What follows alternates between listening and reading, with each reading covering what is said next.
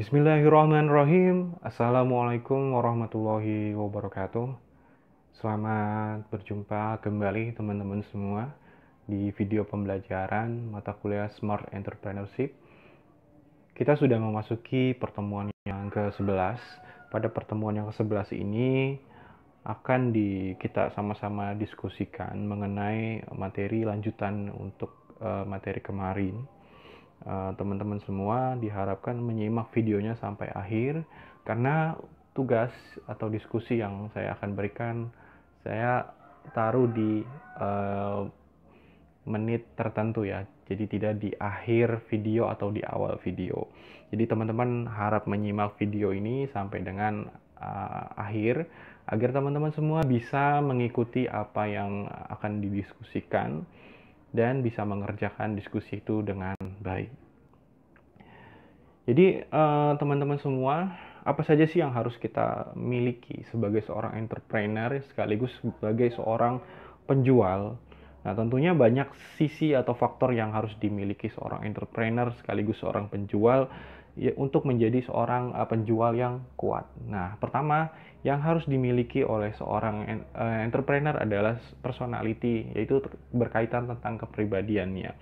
Kemudian yang kedua adalah knowledge, tentunya tentang pengetahuan. Yang ketiga tentang ide dan creativity atau kreativitas. Yang keempat yang harus dimiliki adalah skill. Kemudian yang kelima adalah konsep. Yang pertama yang harus kita miliki sebagai seorang salesmanship atau seorang penjual, yang pertama adalah personality. Di dalam personality atau kepribadian kita, tentunya di dalamnya ada attitude atau sikap perilaku kita sehari-hari. Bagaimana kita menjadi seorang yang percaya diri, menjadi orang yang selalu optimis, selalu ulet, kemudian bisa menularkan semangatnya atau memotivasi orang lain agar orang lain itu bisa tertarik dengan produk kita, memotivasi orang untuk yakin memilih produk kita. Kemudian dengan gaya bicara yang baik, jujur, kemudian komitmen serta tanggung jawab apa yang telah dijanjikan, apa yang telah dijelaskan, tentunya ini juga akan menjadi nilai plus bagi seorang penjual. Kemudian yang perlu dimiliki oleh seorang penjual yang baik adalah sikap profesional. Karena kredibilitas dan nama baik itu lebih diutamakan dibandingkan faktor uang. Jadi ketika kita memiliki sikap profesional, maka nama baik kita, kredibilitas kita juga akan menjadi positif di mata konsumen. Ketika hal itu terjadi, kita menjadi suatu hal yang positif di mata konsumen, maka konsumen pun tidak akan segan-segan akan menceritakan kembali hal yang dialaminya kepada orang lain. Kemudian mengajak orang lain tersebut itu juga untuk membeli produk kita. Jadi maka dapat dikatakan kredibilitas dan nama baik itu lebih utama dibandingkan faktor uang. Maka bersikaplah profesional, artinya tidak mencampur adukan antara perasaan pribadi kepada pekerjaan yang kita sedang lakukan. Ketika kita sedang marah atau emosi dan yang lain-lain, kita coba untuk bersikap profesional. Artinya kita tetap berpegang teguh pada komitmen yang kita jalani sebagai seorang penjual yang baik. Kemudian performan berkaitan dengan tentang penampilan, cara bicara dan yang lain-lain. Jadi penampilan dan cara bicara kita juga perlu menjadi perhatian yang lebih. Karena ketika kita memiliki penampilan yang tidak meyakinkan konsumen, maka konsumen pun tidak akan sedikit mengurangi nilai positif kita di mata konsumen. Kemudian cara bicara kita jangan terlalu cepat, kemudian intonasinya juga harus dijaga agar konsumen juga bisa mengerti apa yang kita sampaikan, sehingga pada performa kita di mata konsumen itu menjadi positif. Poin berikutnya adalah memiliki visi. Selalu memiliki visi ke depan. Baik visi itu ketika kita berkunjung ke suatu tempat, sebagai target market kita atau pasar kita, kemudian baik itu visi pada rencana kerja atau rencana tahunan atau rencana yang lebih jauh lagi ke depannya. Jadi visi itu adalah pandangan jauh tentang rencana yang kita akan lakukan gitu. Tentang tujuan yang kita lakukan. Nah, jadi pada poin ini teman-teman juga harus memperhatikan bahwa ketika kita memiliki visi yang jauh ke depan, artinya kita melihat gitu ya. Salah satu contohnya saja misalkan kita tidak akan menyia-nyiakan satu customer pun untuk pergi dalam keadaan tidak mengetahui atau tidak memahami tentang detail produk yang kita punya gitu. Jadi jangan selalu beranggapan konsumen itu hanya membeli produk kita pada saat ini saja. Ketika kita memiliki visi, kita melihat progres itu, kita melihat prospek itu. Artinya teman-teman semua akan melihat bahwa konsumen ini tidak hanya membeli pada hari ini saja, tapi akan terus menjadi pelanggan kita, bahkan menjadi pelanggan kita seumur hidupnya gitu misalkan. Dan akan merekomendasikan teman, kerabat, dan yang saudara atau yang lain-lainnya untuk menggunakan produk kita. Ketika dia mendapatkan feedback atau pelayanan yang baik dari kita. Nah, makanya harus memiliki visi itu ya teman-teman. Jadi jangan sampai menyia-nyiakan satu customer pun, calon pelanggan kita. Oke, kemudian poin berikutnya adalah memiliki mental. Jadi adalah kecerdasan emosi yang harus ditumbuhkan dan dipupuk agar semakin profesional. Jadi mental ini akan terus dipupuk, akan terus ditumbuhkan dari pengalaman-pengalaman yang akan kalian hadapi sehari-hari. Nah, semakin kompleksnya kalian bertemu dengan banyak orang, maka semakin kompleks juga pengalaman kalian. Kemudian itu menumbuhkan dan memupuk agar teman-teman semakin bersikap profesional di situ. Kemudian poin yang kedua, setelah tadi poin yang pertama tentang personality, yang kedua tentang pengetahuan atau knowledge. Jadi pengetahuan atau knowledge ini terbagi menjadi 3. Yang pertama adalah product knowledge, kemudian yang kedua adalah company knowledge, yang ketiga adalah business knowledge. Nah, kita bahas poin yang pertama dulu, poin product knowledge. Jadi tentang produk yang kita jual. Jadi kita juga harus mengetahui spesifikasi, kemudian fungsi, kemudian keunggulan yang dimiliki oleh produk kita gitu. Jadi teman-teman juga harus bisa memahami agar bisa mentransformasikan kembali kepada konsumen. Jadi kita harus yakin gitu keunggulan produk kita, kemudian perbandingannya dengan produk-produk yang lain juga itu juga harus diperhatikan teman-teman agar bisa meyakinkan konsumen untuk bisa membeli produk yang kita jual.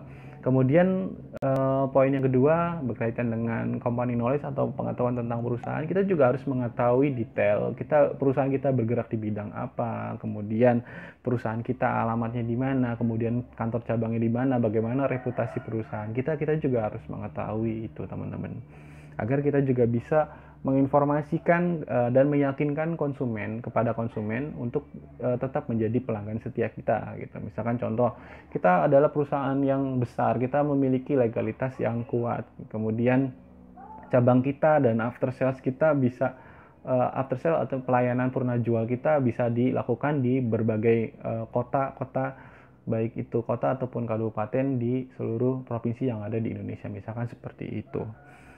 Nah, kemudian business knowledge. Jadi berkaitan dengan apa saja yang menyangkut dengan industri, pasar, persaingan, dan aturan-aturan yang berlaku di pasar persaingan tersebut. Jadi baik aturan dari pemerintah ataupun dari aturan-aturan dari swasta. Baik, pada poin yang ketiga berkaitan dengan ide dan kreativitas. Jadi seorang penjual itu tolak ukurnya bukan hanya dia berhasil untuk menjual produk saja, tapi bisa membantu pelanggan untuk menemukan masalah-masalah yang dia hadapi dalam rangka kebutuhan yang dia hadapi. Misalkan ketika dia membutuhkan handphone gitu, kita kebutuhan handphone.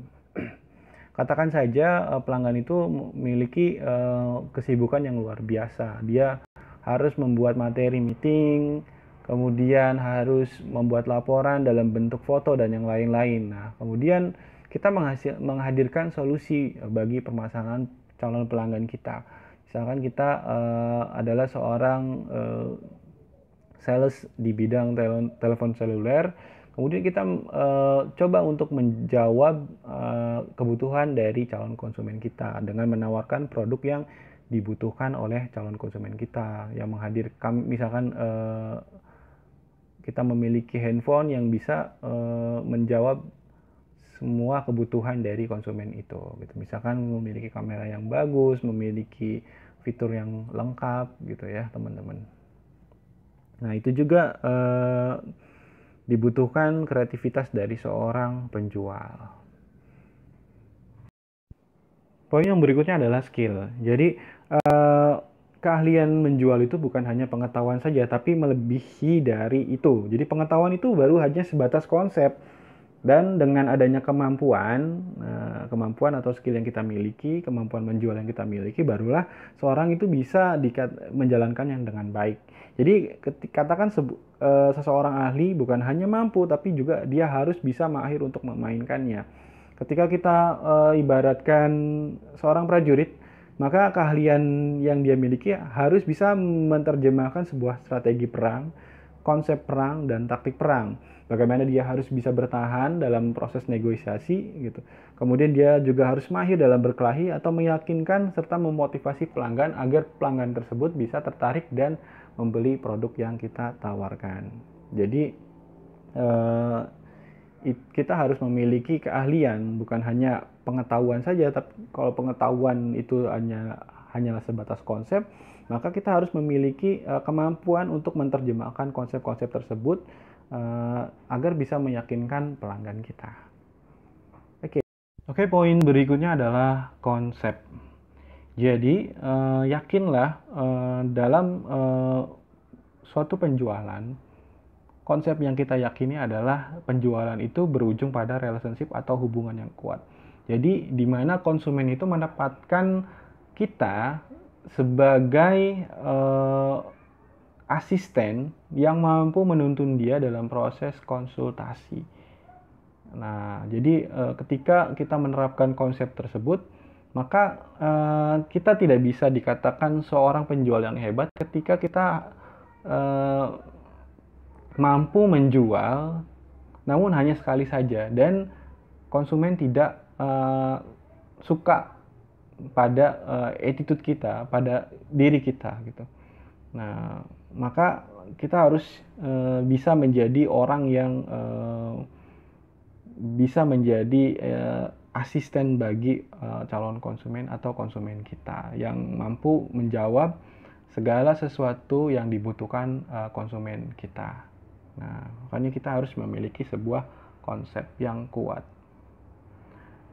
Kemudian ini poin diskusi teman-teman. Jadi kita masuk ke poin diskusi. Nah, untuk diskusi pertemuan ke-11 ini, teman-teman semua akan kita sama-sama mendiskusikan bagaimana agar calon konsumen kita menjadi pelanggan setia dan Anda menjadi tempat yang nyaman untuk berkonsultasi tentang produk yang dia butuhkan. Jadi berikan penjelasan bagaimana agar calon konsumen kita menjadi pelanggan setia dan dan teman-teman semua menjadi tempat yang nyaman untuk berkonsultasi tentang produk yang dia butuhkan. Nah, bagaimana caranya? Silahkan jawab sesuai versinya masing-masing dalam bentuk Word atau PDF, kirim ke alamat email yang nanti akan di-share di grup ya teman-teman. Oke, lanjut ke poin berikutnya. Jadi apa saja yang perlu diketahui oleh seorang penjual? Nah, jadi seorang entrepreneur yang sukses banyak berawal dari tenaga penjual yang handal. Jadi seyogianya bila Anda tidak mampu mempunyai pengetahuan tentang salesmanship, maka teman-teman perlu banyak mengetahuinya. Jadi apa aja poin-poinnya? Jadi seorang pembeli akan membeli produk dari teman-teman semua bukan karena ia tahu tentang produknya saja. Jadi bukan karena dia memiliki pengetahuan tentang produknya saja, tapi dia juga yakin dan termotivasi untuk memilikinya. Karena ada beberapa orang yang mengetahui spesifikasi produk tapi tidak yakin dengan produk tersebut. Nah, tugas kita adalah meyakinkan seseorang tersebut untuk bisa tertarik dan membeli produk tersebut. Kemudian bisa termotivasi untuk memilikinya. Nah, ini tugas kita ya, teman-teman. Kemudian poin berikutnya adalah teman-teman perlu tahu pesaing antar kebutuhan produk sejenis. Jadi keinginan produk yang sama, manfaat produk dan yang lain-lain. Jadi buatlah mappingnya, bagaimana kompetitor, kondisi kompetitor yang ada di dalam pasar tersebut, dan bagaimana kualitas pemetaannya. Jadi kalian petakan gitu, produk A, B, C, dan D, bagaimana kualitas A, bagaimana kualitas B, bagaimana kualitas C, dan yang seterusnya. Kemudian poin berikutnya adalah pahami faktor-faktor apa sajakah yang membuat konsumer kurang mau untuk berhubungan dengan teman-teman semua, dan Anda juga mengapa ia menyukai diri Anda. Jadi harus memahami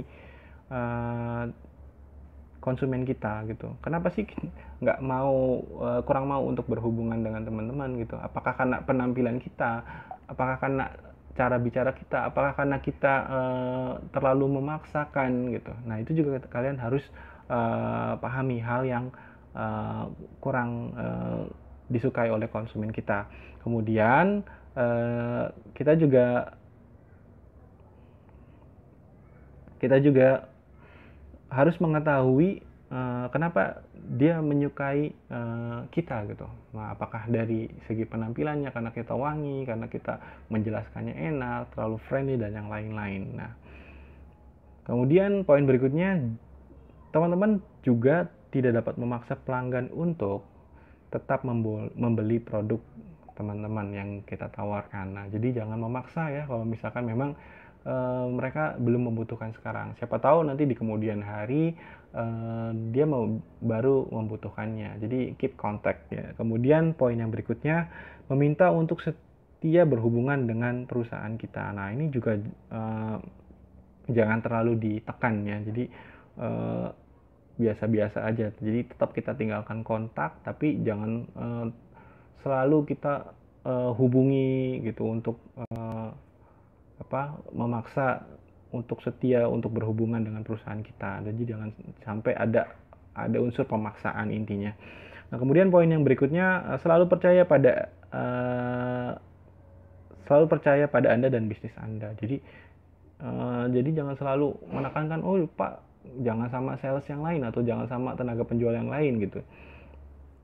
Jangan sampai ada penekanan seperti itu. Nah, kemudian poin yang gede, selalu mengingat nama perusahaan Anda. Nah, jadi jangan paksa selalu mengingat nama perusahaan Anda. Jadi teman-teman semua yang harus selalu mengingatkannya. Nah, oke. Nah, jadi kita sampai pada konsep yang terakhir. Jadi harus dipahami gitu. Ketika kita